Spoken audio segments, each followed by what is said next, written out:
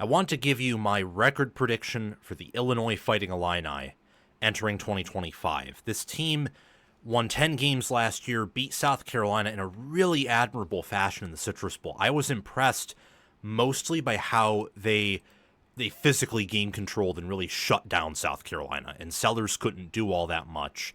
Even with the opt-outs, and I know South Carolina had some opt-outs, but with the opt-outs Illinois had at wide receiver, I was impressed with what Altmyer and their O-line and D-line were able to do. It was a really good way to close the year, in my mind, for the Illini. It was their first 10-win season since, Ron Turner in 2001 when they won the Big Ten. That was before I was born, by the way. I just know that because I'm a college football nerd.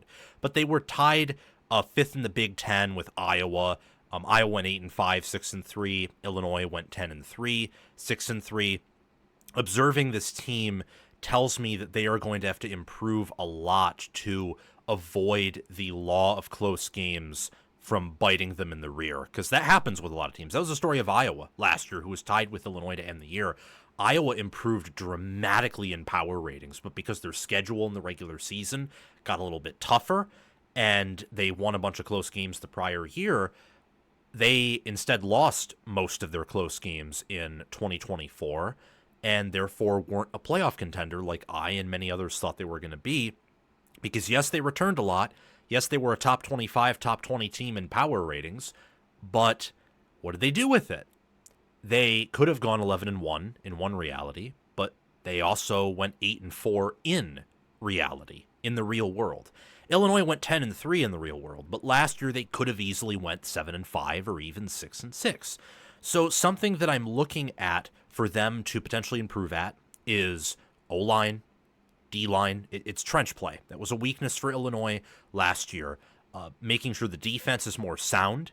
I lean positive on defense in a lot of areas. Linebacker, DB, for example. I love their special teams unit. I like the D-end unit. Before we resume this segment, please take a few seconds of your time to make sure you have liked the video, subscribe to the channel, hit the notification bell for the channel and for any team podcasts and playlists linked in the description, and also comment your thoughts down below in the comment section and join my Discord server via the description. All of those things I just asked you to do are completely free, and they sign you up for things related to my channel, or they don't sign you up for anything. No cost to you, and all the benefit to you because we release daily college football content here on College Football with Sam. If you want to support the channel monetarily, sign up for a YouTube membership, or check any other links in the description for my merchandise store and Patreon page. Thank you very much, and let's get back to the segment. And on offense, I think that Altmyer is going to be a stud this year. But I look at the plus 610 playoff odds, plus 4,000 odds to win the Big Ten.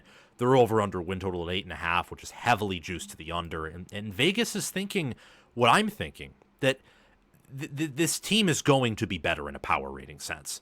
But also they got, at times, lucky last year. Or they made, a better way of phrasing it, they made their own luck. And making your own luck is hard to do over and over and over again, especially when, rosters change, schedules change, circumstances change, things that are outside of your control, or like with a schedule, they're somewhat in your control, but also if you want to, play D1 Big Ten football, they're not, because you're a part of a conference that makes that stuff.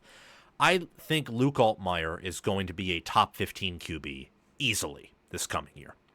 I have him on my all Big Ten team. I also have Josh Krutz, J.C. Davis on my all Big Ten teams. They're larger than most, but still represent only good players. I have Hudson Clement there, same with tight end Tanner Arkin. At edge, I have Gabe Jacas there, Dylan Rosiek at linebacker, Xavier Scott, Matthew Bailey, Miles Scott, Torrey Cox Jr., and Caleb Patterson on my all Big Ten, either safety or corner team. All are third team or higher. So I think Illinois is one of the better secondaries in football. And then I can't forget about David Alano and Keelan Crimmins, their kicker and punter for the 2025 season. This is a team that, yet again, I think projects to be a unit that, they can go 11-1 or 10-2, but they'd have to win some close games to get there. I think their floor at this point 7-5 or 5-7. 5-7 if everything goes wrong. Realistically, I think 7-5. They'll again be much better in power ratings, because last year there was a reality where they went 4-8 or 5-7. That wasn't that far off because they won 5 or 6 close games, depending on how you look at it. So their floor will be higher and their ceiling will be higher. You just have to wonder if the close games will break the same way. They have the 17th toughest conference Big Ten schedule, only looking at conference games, so they have a huge opportunity to reach the playoffs here and break through. In Week 1, they play Western Illinois. Week 2, they play at Duke. That is a trap game. It is not an easy win, but it's a game where Illinois should win. Week 3, they host Western Michigan, play at Indiana Week 4, host USC Week 5, play at Purdue Week 6, host Ohio State Week 7 before the bye. Huge, huge game. I cannot state how huge that game is for Illinois. USC is a huge game for them too, but especially Ohio State at home before the bye. Washington on the road, Week 9. Week 10, they host Rutgers. After their Week 11 bye, they host Maryland. Week 12, play at Wisconsin. Week 13, host rival Northwestern, in-state rival Northwestern, Week 14. They bring back 75% of their production, which is 4th, and their S&P plus rating in the preseason is a 14.3, 19th, so top 20. So Bill Connolly's S&P Plus expects big things of this team. FPI doesn't even have them inside the top 30. So FPI is convinced this team goes 7-5. And while they may get better in power ratings, they'll more likely than not stay the same and regress in records. So there's a lot of different views for Illinois. The analytics is more negative. The public is more positive. And I honestly can see either side of it, but I'm going to side with the analytics here. And not be negative in the sense of power ratings. I think this will be one of the better power-ranked, power-rated Illinois teams, one of the better Illinois rosters of recent memory. But I think they're going to go 7-5, 8-4. I think it's a lock they're going to go under their win total. I think 8-4 is going to be the best that I can easily see. Now, if they go 9-3 again, I wouldn't be shocked. I wouldn't even be shocked if they go 10-2. If they go 11-1 or somehow 12-0, that's when I'll be surprised. But realistically, I think the most likely outcome is 6-6, 7-5, maybe 8-4. I'm picking them to go 7-5, 4-5, tied for 10th in the Big Ten, and they'll play in a bowl game. A nice bowl game, I think. Get a chance to earn that 8th win or earn even a 6th loss. Illinois, historically, whenever they finish ranked, they don't the following year. It's a college football axiom, and I say that mostly with sarcasm because trends are meant to be broken. But here, they didn't majorly upgrade the O-line or D-line in any major way. In fact, I think they lost a little bit on the D-line. They are projected to start a defensive tackle. They got him from Wisconsin, who had a 50s PFF grade in his career. And they're starting Thompson at defensive end. I believe his name's Jalen Thompson at D-end, who was coming off an injury. So I'm a little bit skeptical of their D-line. Their O-line was one of the worst in the Big Ten last year at giving up pressures per snap. So Altmyer's good. Their DBs are good. Their linebackers are good. The tight end Tanner Arkin's good, and they have some solid running backs. But the O-line and D-line is not, and losing Pat Bryant's a big deal. At a place like Illinois, you don't replace Pat Bryant in a year. Maybe I'm wrong there, but I don't think they'll replace him in just 1 year's time. I'd have a hard time seeing that, honestly. I still think Altmyer will be better, though. I think he'll have better pocket presence, better completion. Don't know about yards per attempt, but I think he'll have probably fewer turnovers, maybe more touchdown passes thrown. We'll have to see what Illinois does this year.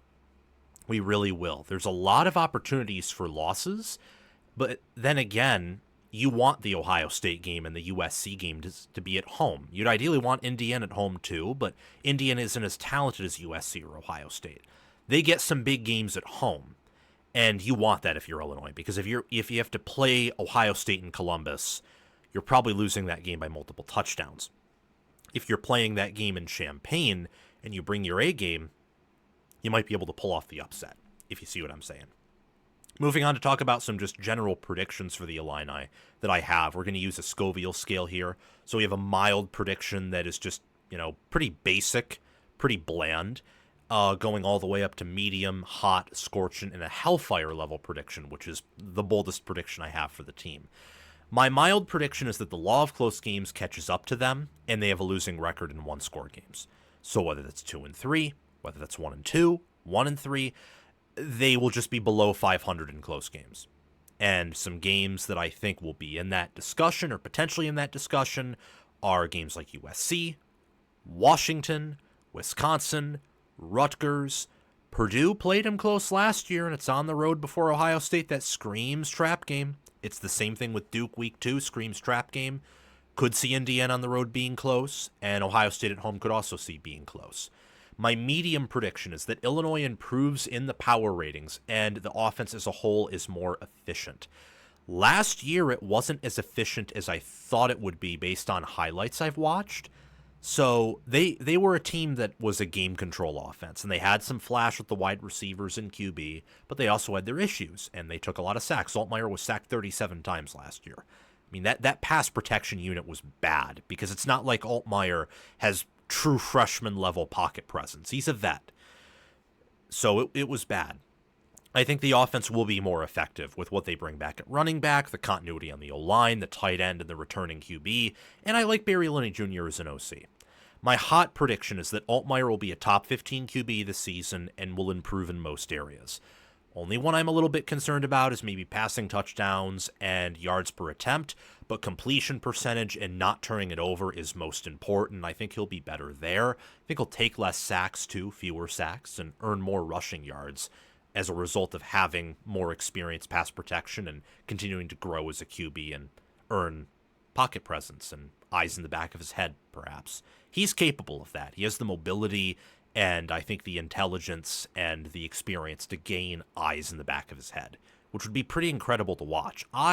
For context, I'm rooting for Illinois to go to the playoffs. I would love to be wrong here. I just don't think I will be.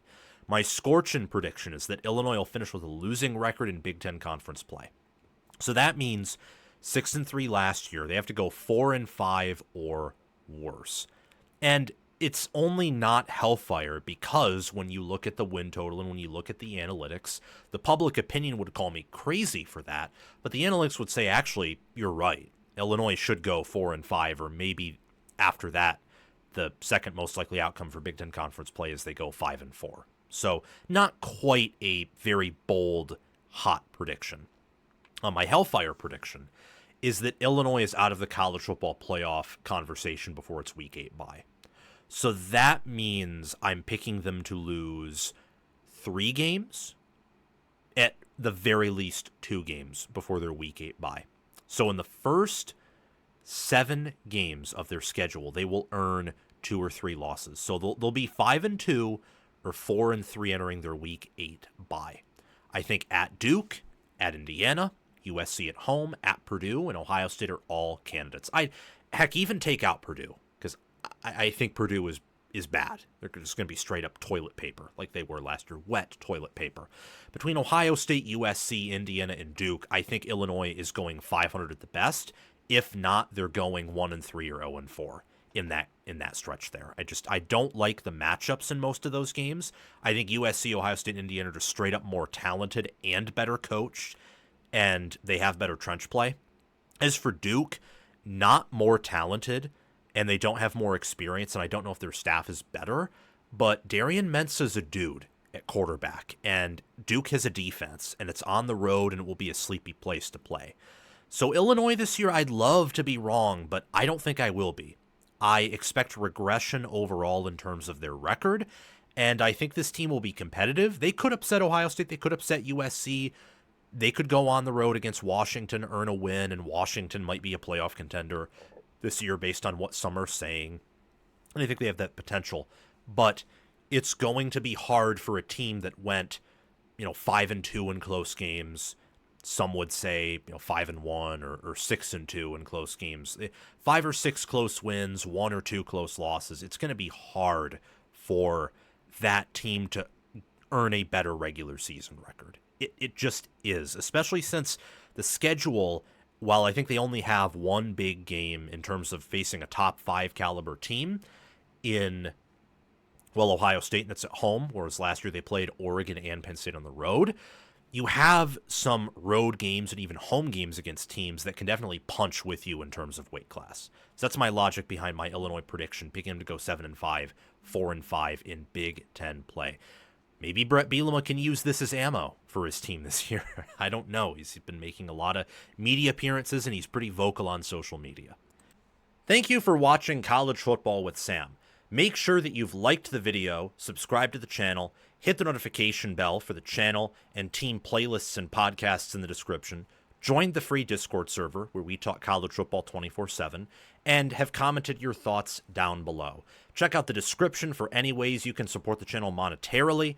Everything else I've asked you to do is completely free, and your support means the world to me. We're trying to become the next big thing on college football YouTube. 6-figure subscribers, maybe 1 million one day. I think we can do that. And also check out any videos or playlists, anything in these columns right here, where there will be videos and playlists. Yeah, you get the point. Have a fantastic day, and I will see you in the next one.